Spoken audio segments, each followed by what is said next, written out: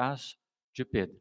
Eu acredito que seja uma lição que todo mundo, em termos, de contexto, já deve ter escutado em algum momento, né. As 3 negações de Pedro, elas não são um segredo para ninguém. Eu acredito que todo mundo já tenha, de alguma maneira, tido contato. E a gente vai procurar aqui fazer o quê? Nós vamos procurar entender a negação do lado de quem negou e do lado de quem recebeu ela. Dentro da negação existiriam outros personagens, né. A gente sabe que Pedro encontrou-se com 3 pessoas, pelo menos 3 pessoas diferentes, para as negações acontecerem. Mas a gente vai focar o nosso olhar, então nós vamos focar dentro dessa mensagem que Emmanuel escreve, que ele vai falar mais de Pedro, mas a gente gostaria de fazer uma extensãozinha e pensar também dentro do contexto de Jesus. Como que essa, negação impacta ou impactou de alguma maneira o coração do Cristo? Como que chegou para ele? Porque, veja, a negação do Pedro, e se a gente for olhar, né, hoje eu estava até pensando, porque cada viagem quando a gente vai fazer, vai para algum lugar, parece que tem um tema, né, alguma coisa que vai entrecruzando, que a gente está estudando, refletindo, mas ao mesmo tempo, às vezes as necessidades daquele ambiente, daquele lugar. E a gente hoje está trabalhando muito essa questão de responsabilidade, de queda, de perdão, né, de relacionamento. E meio que essa lição aqui, ela vai unir um pouco das 2 coisas. Então a gente vai, de certa maneira, fazer uma costura, pensando tanto da parte de quem, negou, tanto da parte de quem recebeu essa negação, que não é fácil, né. Nós estamos falando de 2 pessoas que têm afeto, têm amor. Se na palestra anterior a gente pensou sobre desafetos, né, sobre, problemas que dizem respeito à inimizade, ao ódio, a gente precisa lembrar que a negação de Pedro não é fruto de ódio, não é fruto de nenhum sentimento de adversidade, porque nesse caso o que está acontecendo é alguém que ama, que não conseguiu sustentar um compromisso com outra pessoa que ele ama bastante.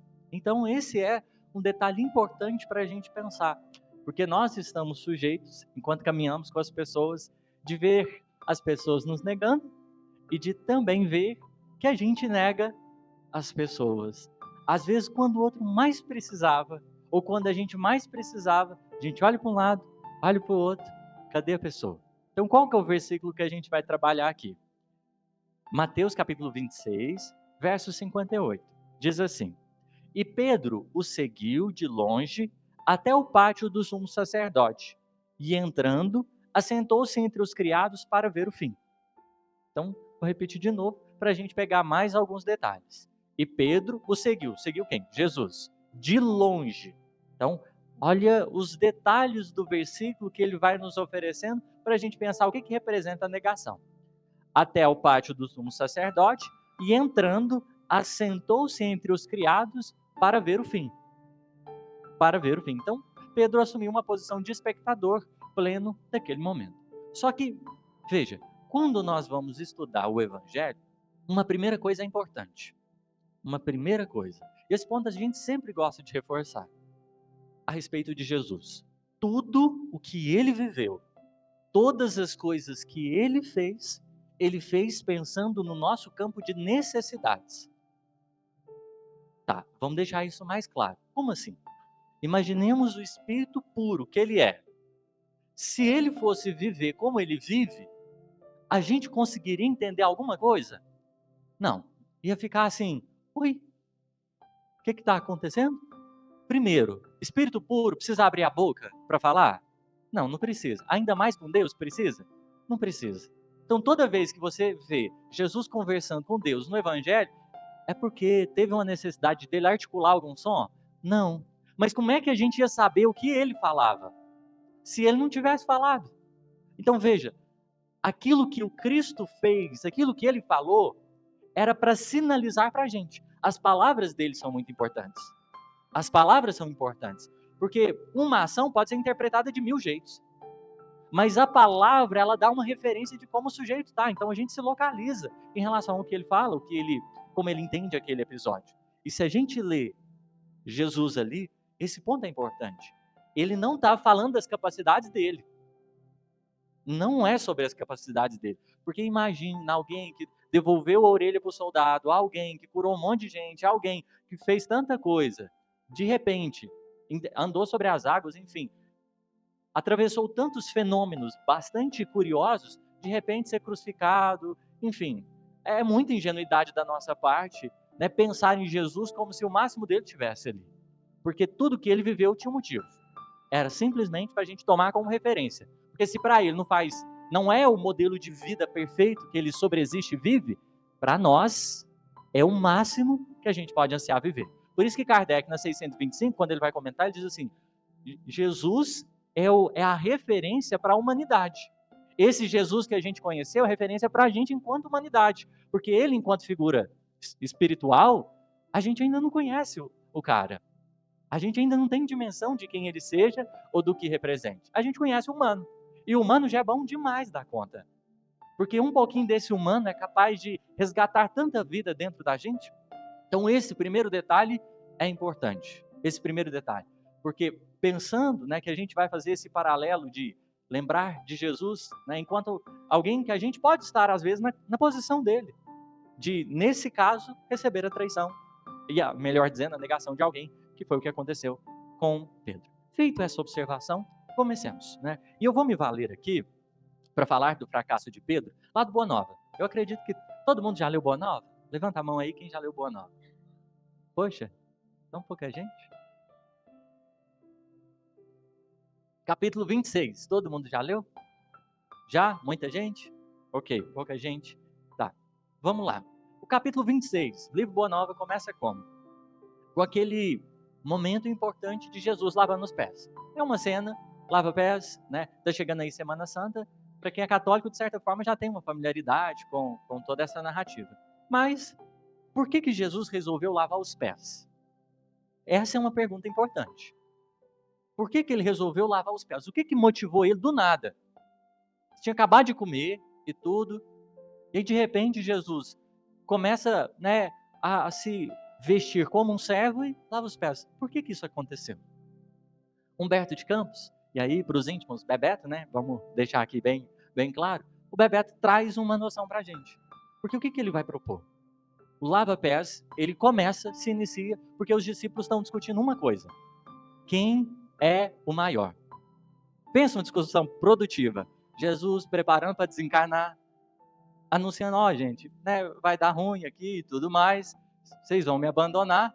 E os amigos dele, os 12 mais íntimos, escolheram aquele instante para ter uma discussão. Olha que maravilha. Quem é o maior? Quem é o maior? Aí nesse momento, tá lá todo mundo intertido com a discussão. O Mateus, o Pedro, Tomé, Simão Zelote, Bartolomeu, todo mundo. Então, Jesus, para responder a pergunta deles, faz o quê? Vai lá, veste de servo e começa a lavar os pés de todo mundo. Só que daí surge o problema. Qual o problema? Simão Pedro não aceita. Não aceita. Então, primeiro sintoma de queda, de negação de Simão Pedro: não deixar ser lavado os seus pés. Primeiro sintoma. Beleza. Então, ele vai dizer assim: mestre, nunca me lavareis os pés. Meus companheiros estão sendo ingratos e duros nesse instante, deixando praticar esse gesto como se você fosse um escravo vulgar. Só que Jesus vai responder à altura. Bastante altura. O que ele propõe? Simão, não queirás ser melhor que os teus irmãos de apostolado. Olha a resposta. Bastante precisa. Porque o fato dele não se permitir ser lavado, ali naquele momento, falava de uma profunda vaidade, de um profundo orgulho. Jesus identifica isso, ao invés de falar assim: parabéns, Simão, você está sendo corajoso. E veja, a postura de Simão é a postura que às vezes a gente adota. Quantas vezes a gente já falou também: eu não preciso de ajuda. Eu vou fazer tudo sozinho. Acontece isso? Aqui em Varginha ninguém, né? Todo mundo humilde, pessoal unido, fraterno, colaborativo. Não acontece isso. Nas casas espíritas, todo mundo assim trabalha numa harmonia. Ninguém quer fazer as coisas sozinho. É todo mundo interdependente, com satisfação, reconhece a hora que precisa, porque o problema começa a nascer aqui. No instante que a gente acha que não precisa de ajuda. No momento que a gente acha que dá conta de tudo sozinho. No instante que a gente não reconhece limite. Porque nesse momento, para o Simão Pedro, parece o quê? Ele está sendo a pessoa mais corajosa. Mas quem não aceita ajuda, meu amigo, é imbecil. É uma palavra bem forte, né? Mas é imbecil. Desculpa pela palavra. Vamos trocar ela. Qual que é uma mais bonita? É uma pessoa, hã? Tola. Não sei se melhorou muito, mas eu acho que, enfim, dá para entender. Porque precisar de ajuda é muito importante. O reconhecimento disso, desse lugar. Porque nesse momento, aonde estava todo mundo discutindo sobre quem era o maior, o que, que o Cristo entendeu? Eles estão precisando o quê? De apoio. A coisa não está muito legal. Então, o mestre se dispõe. O Simão Pedro deixa lavar os pés? Deixa. Só que assim, ele fica um pouquinho incomodado ainda? Fica. Porque o fenômeno das 3 negações de Pedro, na verdade, é uma reprodução de 3 negações anteriores. 3 coisas que foram acontecendo no momento que ele estava ali com Jesus, né, que vão se repercutir. Opa, calma. Aí, Jesus vai lá, naquele momento, né, e dá uma sentada nos corações deles e vai começar um discurso de despedida. Falar, pessoal, então, a gente está finalizando aqui as atividades, né? O meu tempo de estadia entre vocês está terminando. Para onde eu vou agora, vocês não vão poder ir. E aí o Simão Pedro, nesse momento, fez o quê? Uai, peraí. Afinal, Senhor, para onde você está indo? Que lugar que é esse que não dá para eu ir? Então, olha de novo. A suposta coragem, o excesso de autoconfiança é um problema. Não reconhecer que tem limite. Jesus estava dizendo, gente, é Jesus que está dizendo. Imagina a gente diante do Mestre, o Espírito que conhece tudo. Eu sei, duvidar dele, tudo bem, pode acontecer, né? Mas continua, Simãozinho. E aí, Jesus vai responder ele com dignidade: olha, você ainda não se encontra preparado para seguir. Pensa você escutar um trem desse. Tranquilo, não é? Se ouvir de alguém, olha, você ainda não está nas condições. Isso, para o ego que está adoecido, isso dói. Pensa se é confortável. Você querer promoção, querer estar num lugar e alguém cortar as suas asinhas e falar assim: nananina não. Mas aí continua. E aí, né, vamos dizer assim, Jesus está simplesmente falando que ele não dá conta? Não, não é isso. Ele diz assim: o testemunho é de sacrifício e de extrema abnegação, e somente mais tarde entrarás na posse da fortaleza indispensável. Então, Jesus está dizendo assim: você não dá conta e pronto? Não, calma. Agora não. Mas daqui uns dias, quem sabe? Então, observa que Jesus é muito ponderado com ele. E até aqui pensando nessa dupla perspectiva, quando a gente lida com pessoas que são cabeçudas demais, tentar bater boca dá certo? Não dá. Porque às vezes você quer pontuar as coisas e a pessoa escuta? Não. O Pedro só está escutando a parte que ele quer. E isso é complicado, porque a gente tem um ouvido muito seletivo. Tem horas que as pessoas pontuam todas as coisas, mas porque lá no início a gente se sentiu ferido, a gente esqueceu tudo o que foi dito depois. E aí a gente vai voltar, a gente fala daquele ponto, como se tivesse nada acontecido depois. É difícil saber ouvir, é difícil saber escutar. E aí, o Simão, né, pergunta: não posso seguir-vos, mestre? Podereis duvidar da minha coragem? Então, não sou um homem? Por vós darei a minha própria vida. Gente, olha que fala mais ruim, né? A masculinidade frágil do Pedrinho aqui aparecendo. Sobretudo para quem é homem, às vezes quer guardar aquele estereótipo de pessoa durona e tudo. É a nossa cara, muitas vezes, dizer umas coisas dessa. Porque a nossa masculinidade não é afirmada pelo desconhecimento de limites. Porque isso tem outro nome que a gente já designou aqui. Isso não fala da força de ninguém. Fala da ignorância de um coração que ainda não compreendeu os mecanismos da própria vida, porque a inteligência nos leva a considerar que a gente tem limites. E é curioso porque Teve um amigo meu, acho que muita gente conhece o irmãozinho, né? A gente tinha acabado de conhecer ele, tudo, a gente estava no início da amizade, e ele falou assim para mim uma vez: Eu nunca vou te ferir. Eu nunca vou te ferir. Eu falei: Ixi, eu fui bem sincero com ele naquela hora, irmãozinho do céu. Eu sei da sua boa intenção ao dizer isso, mas eu não estou esperando que você leve a cabo um trem desse. Fique em paz. Sabe por quê? Porque parece até um discurso bonito, não parece? Imagina dois namorados apaixonados, promessas de casamento e tudo mais. Eu nunca vou te abandonar, eu nunca vou te ferir, eu nunca vou te decepcionar. Quem tem 30 anos de casamento sabe. O tanto que essa frase é verdadeira. Só que ao contrário, né? Assim, porque é desafiador. Esse lugar de nunca achar que vai errar. E está vendo que Jesus não está querendo que Pedro ocupe ele está fazendo todo o esforço para dizer: Pedro, não precisa construir essa imagem. Achar que sempre vai dar tudo certo, ou que sempre você vai fazer a coisa certa. Não precisa dessa imagem. Não precisa fazer um personagem disso. Sai, né? Cai a ficha. E o Pedro compra a ideia. Compra a ideia de atender a solicitação do mestre? Não.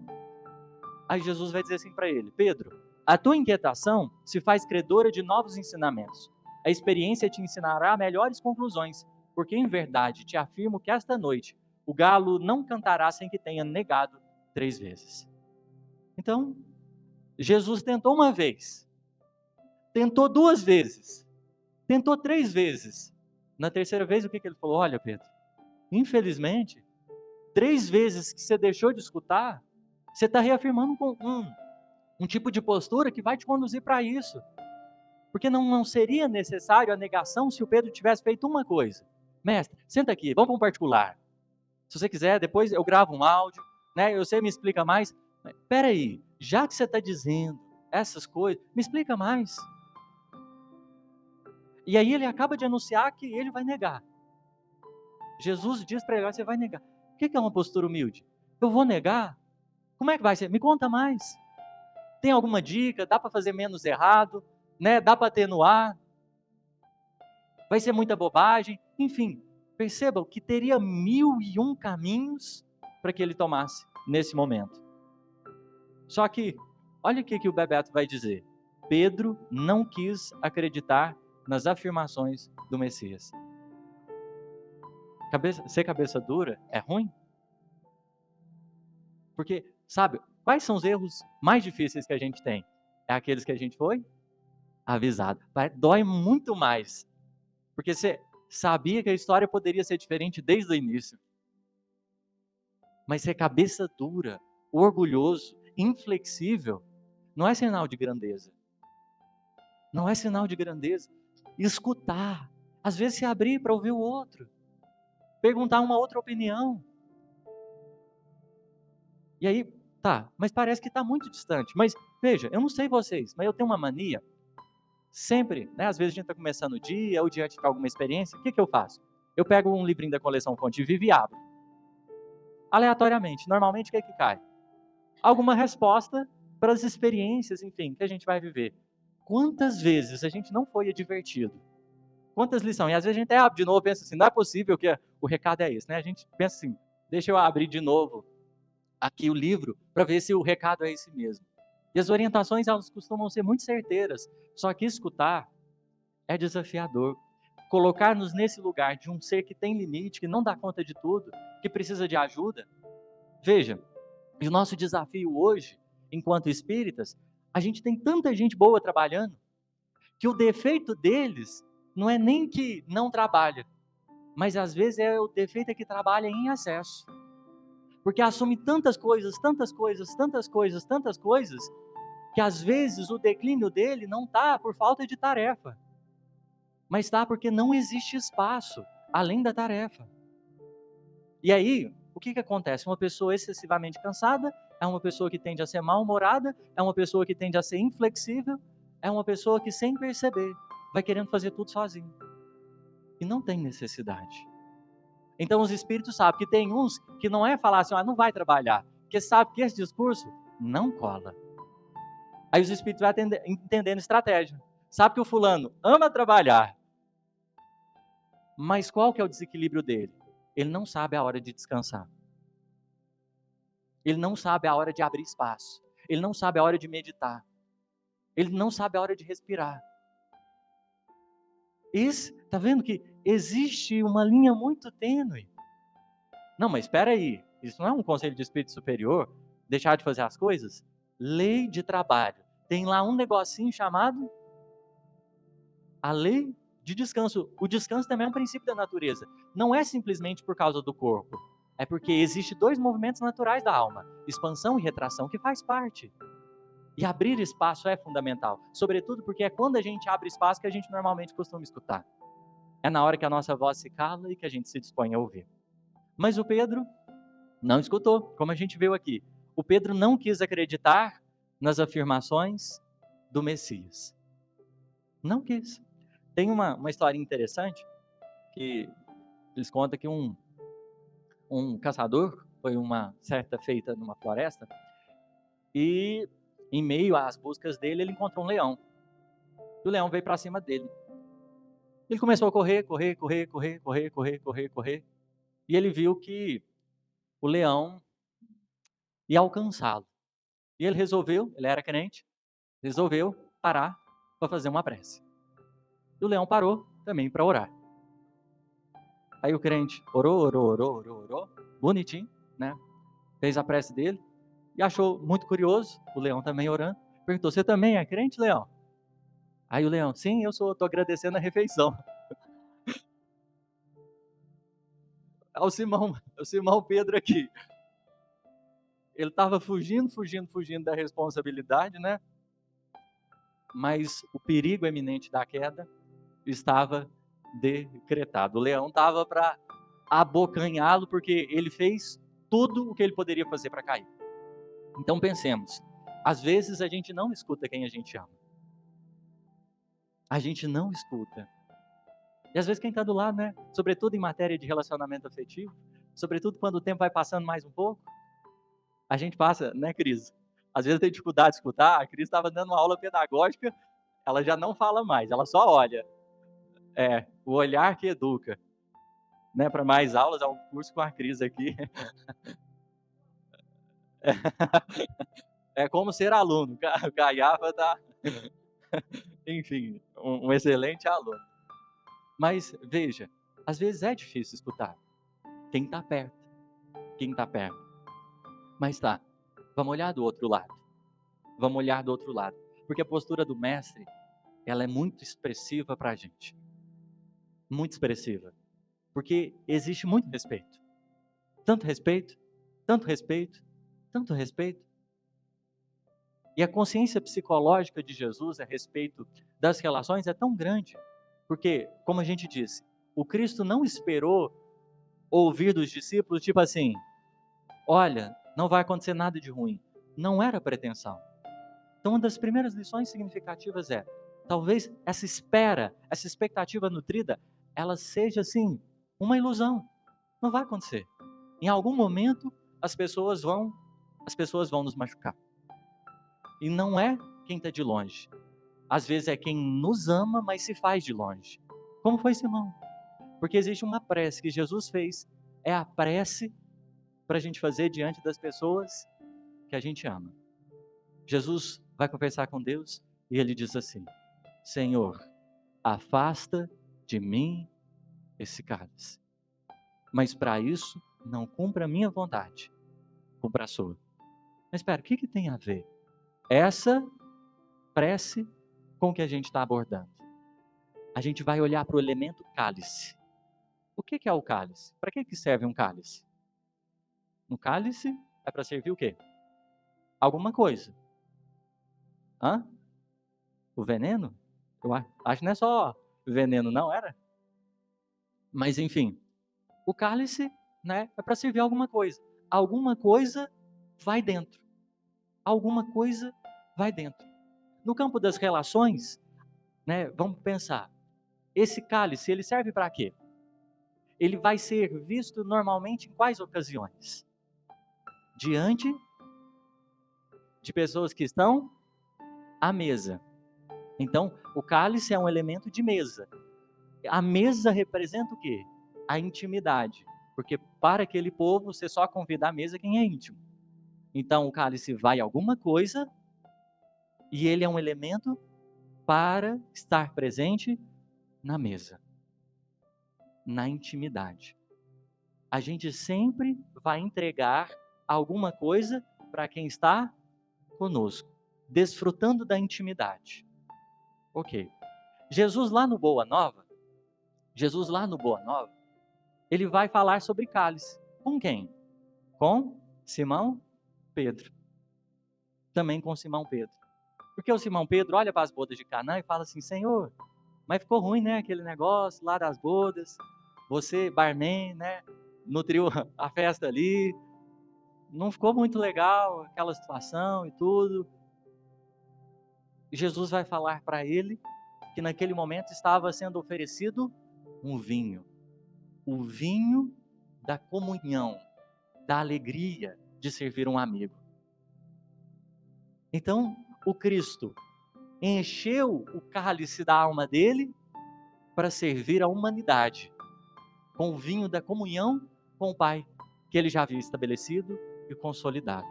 Só que para o Simão, aquilo ali não tinha cheirado muito bem. Só que Jesus faz uma advertência, porque tudo bem, passa esse momento do cálice e tal. E aí, como conta lá no Boa Nova, tem um instante que Jesus vai retomar a conversa com o nosso amigo Simão Pedro a respeito de cálice. E aí Jesus diz assim: olha, Simão, pode ser que o vinho da alegria se transforme no vinagre da amargura.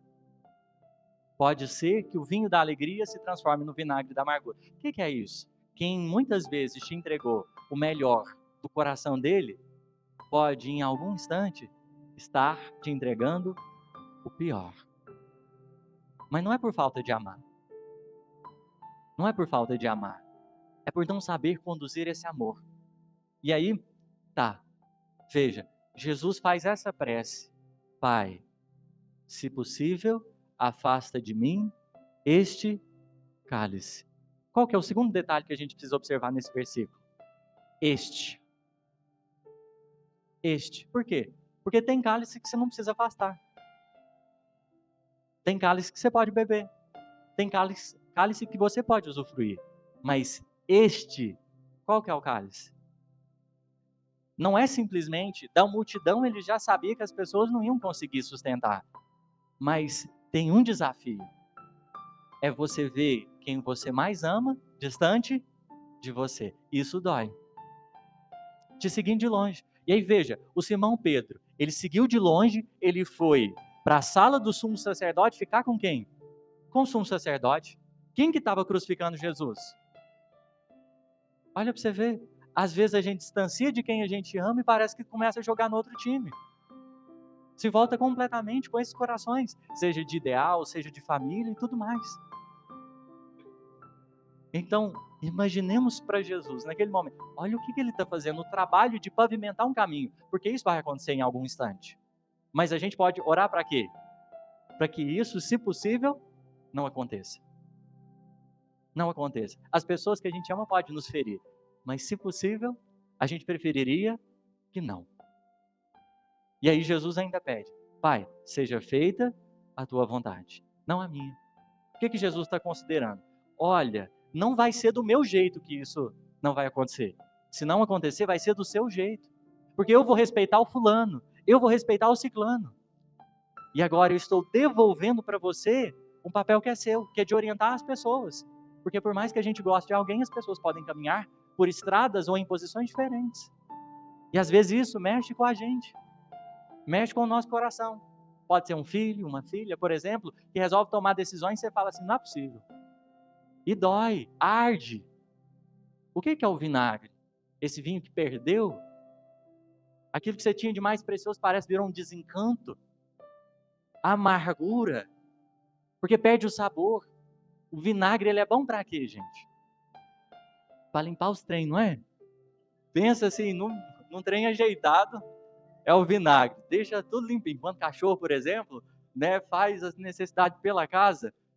Lá em casa, pelo menos, assim, na hora que a gente sentiu um cheirinho diferente, ele é carnicento pra caramba, Podia saber, né? Alguma coisa muito ruim aconteceu. Mas ele é um produto estéril.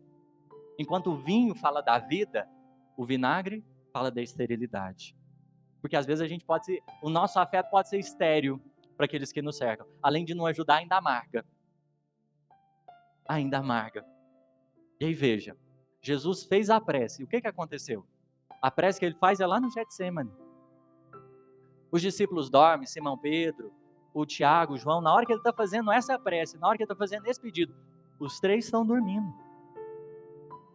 Os três estão dormindo. Dali para frente, Jesus simplesmente entregou. Agora daqui para frente é contigo, Pai. E olha o tanto que a lição é profunda. Sabe por quê?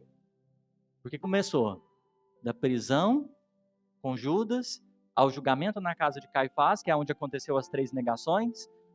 Do julgamento de Caifás, do sumo sacerdote, foi para Pôncio Pilatos e para o Herodes. Depois que saiu a sentença, que Jesus foi condenado, ele caminhou. Ele caminhou. E aí, ele começou a subir Via Dolorosa. O Cirineu foi lá, que a gente comentou o ano passado, foi lá, ajudou ele, subiu, até lá em cima. Na hora que Jesus estava lá, tinha sido colocado na cruz, o que aconteceu? Essa é uma cena que me impacta muito. Me impacta profundamente. Porque o julgamento, vamos dizer assim, da prisão até aquele instante, mais ou menos umas 18 horas já passadas. Mais ou menos 18 horas passadas. Será que Jesus foi alimentado? Preocupar-se com as necessidades dele? Eu acredito que não. Eu acredito que não. Jesus, no alto da cruz, disse: tenho sede. E ele pediu o quê? Água. Nem pediu vinho. O vinho que ele mesmo concedera nas bodas de Caná. O vinho que ele oferecera como elemento de vida. Ele pediu água. Água. Que foi aquilo oferecido para que ele pudesse operar. Mas pensa, o que a água representa? O elemento mais simples. Na hora mais difícil, ele pediu o mais simples. Sem exigência. Olha o roteiro. Porque tudo começa com a percepção. As pessoas podem falhar. E pode ser que elas errem feio com a gente. Quem a gente mais queria. Mas a gente vendo que as pessoas falharam, ou que elas estão para completar o fracasso, qual que é a postura? Olha, você pode me dar o mais simples. O mais simples. Sem nenhum rebuscamento. Nada. E o que foi oferecido? Vinagre. É uma lição difícil? É. Mas para que ela serviu, no caso do mestre? Simplesmente para em algum momento nos ajudar a pensar. Pode ser que a gente viva essa experiência. E na hora que a gente for viver ela, a gente já tem elementos para que seja com toda dignidade possível. Toda dignidade possível. Porque diante das negações de Simão e dos demais, Jesus fez as reafirmações do compromisso dele efetivo. E às vezes a gente vai caminhar com alguém que no momento de inconsciência, pode ser obsessão, pode ser ignorância, às vezes pode ser fragilidade, orgulho, vaidade. Se mostra tão distante, que nem o mínimo está disposto a dar. E não dando o mínimo, às vezes pode oferecer vinagre. A gente pode pedir a intervenção dos mundos superiores, do plano espiritual, mas às vezes é difícil. E nem sempre a intervenção acontece. E como se não bastasse esse episódio, Jesus vai encaminhar-se ali, né, para a desencarnação, mas o cuidado dele é tão grande, porque o Simão Pedro, depois que ele nega 3 vezes, ele sai correndo, chorando, e ele se esconde de todo mundo, de tanta vergonha, de tanto remorso, porque é um movimento natural se esconder. E aí quando ele se esconde, é interessante isso, que a gente vai observar o Bebeto narrando, né, lá no Boa Nova, ele procura meditar na extensão da lição. E tem uma coisa que para ele vai ser importante. Porque Emmanuel começa na lição Fracasso de Pedro, dizendo que tanto os êxitos quanto os fracassos possuem os seus pontos importantes. E para gente que nega, para gente que é cabeçudo, não escuta, faz tudo errado, do jeito que a gente quer, e depois vê que não deu certo, tem uma lição importante. O que para o Simão Pedro? Toda a valentia dele se transformou. Bebeto diz, ele que fora sempre homem ríspido e resoluto, que condenara invariavelmente os transviados da verdade e do bem, que nunca conseguira perdoar as mulheres mais infelizes, ali se encontrava, abatido como uma criança, em face da sua própria falta. Começava a entender as certas razões de certas experiências dolorosas de seus irmãos em humanidade. E seu espírito como que desabrochava uma fonte de novas considerações pelos infortunados da vida. O que para ele serviu? Ele entendeu que ele também errava. Ele também errava. Emmanuel, no livro Coragem, ele vai colocar que muitas provas que às vezes a gente vive é só para baixar o nosso ego. É só para a gente se recolocar de novo no nosso lugar. Porque é difícil quando a gente vai e considera-se que eu não vou errar, eu não tenho limite, eu dou conta de tudo. É o tríplice, para a gente cair é facinho. Chega para um espírito superior, fala uma coisa dessa. Se ele tiver juízo, ele vai dizer assim, para com essa bobagem. Não vem com discurso, com teatro, porque não é isso a experiência humana. É a experiência entre erros e acertos, onde a gente só não pode esquecer da nossa humanidade, da nossa e daqueles que convivem conosco, que às vezes está bem pertinho, que vai errar e a gente vai oferecer para eles, não o cálice de vinagre, mas que seja, se for difícil o vinho da alegria, que seja um tiquinho de água da simplicidade do nosso afeto. Que seja uma fala de tipo assim, olha, aconteceu, vamos tentar recomeçar. De outras vias, por outro caminho. Porque Jesus, para a gente finalizar, Jesus, diante daquela cena, diante daquele momento, né, que o Simão estava ali, querendo, como o Bebeto vai dizer, ajoelhar-se, pedir perdão, Jesus vai se fazer presente. Olha que bonito. Através do véu de lágrimas que lhe obscurecia os olhos, Simão Pedro experimentou uma visão consoladora e generosa. Figurou-se-lhe que o Mestre vinha vê-lo em espírito na solidão da noite. Então, isso daqui, de certo modo, estava acontecendo possivelmente depois da crucificação, trazendo nos lábios aquele mesmo sorriso sereno de todos os dias. Ante a emoção confortadora e divina, Pedro ajoelhou-se e murmurou: Senhor, perdoai-me. Mas nesse instante, nada mais viu, na confusão dos seus angustiosos pensamentos. Foi aí que o antigo pescador refletiu mais austeramente, lembrando as advertências amigas de Jesus quando lhe dizia: Pedro, o homem do mundo é mais frágil do que perverso. Então a gente tem um desafio em relação às nossas inimizades, temos, mas a gente também não pode esquecer de cuidar das nossas relações. E cuidar implica estar atento. Eu posso te ferir e você também pode me ferir. Mas a gente pode, cada qual no seu justo lugar, de maneira muito digna, dar o feedback e dizer: olha, isso aqui me machucou, esse comportamento não foi o melhor, vamos lá? Vamos rever isso daqui? Como disse para o Gustavo, né, o irmãozinho, e de lá para cá, porque isso foi no início da amizade, tem uns 5 anos, aconteceu já umas paradinhas meio diferentes, eu machuquei, ele machucou, enfim. E nesse processo todo, uma lição madura. Pode acontecer. Pode acontecer. A gente pode orar para que não aconteça, mas se acontecer, existem caminhos para recomeçar. Obrigado pela paciência de vocês. Papai do céu lhes pague.